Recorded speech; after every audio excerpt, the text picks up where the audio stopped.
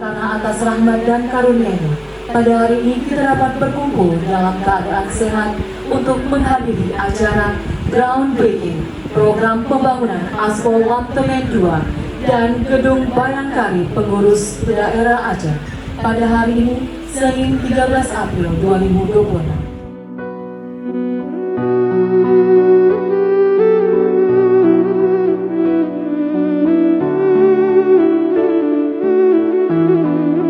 Alhamdulillah, hari ini Senin 13 April 2026, kami melaksanakan peletakan batu pertama pembangunan ulang asrama polisi yang terbakar atas izin Kepala Kanwil DJKN dan Bayangkari untuk pemusnahan aset milik negara sudah dinyatakan resmi, dan kami memberanikan diri untuk melakukan pembangunan kembali asrama dan kantor Bayangkari yang telah terbakar. Ya, harapan kami kepada anggota yang menerima musibah, ya tabah-tabah, kita akan coba membangun kembali, semangat bekerja, ini juga bagian kesejahteraan anggota.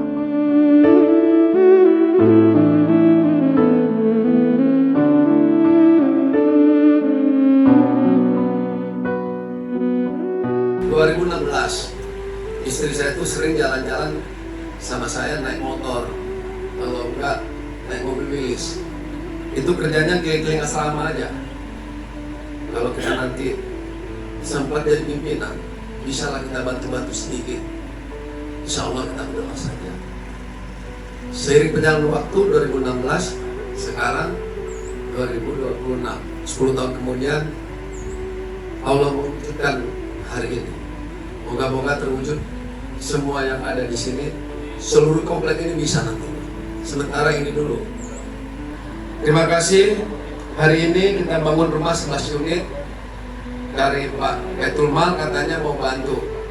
Rekan-rekan sekalian, ibu-ibu, kalaulah ada nanti sedekah, zakat, apalagi tuh Pak, infak, sedekah, zakat, sukarela atau apapun, berikanlah kepada Betulmal.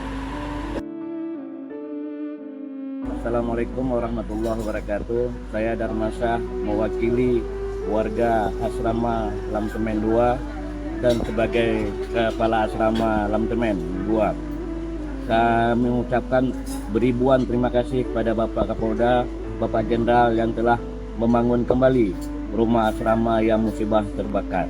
Terima kasih banyak Bapak Jenderal. Assalamualaikum warahmatullahi wabarakatuh.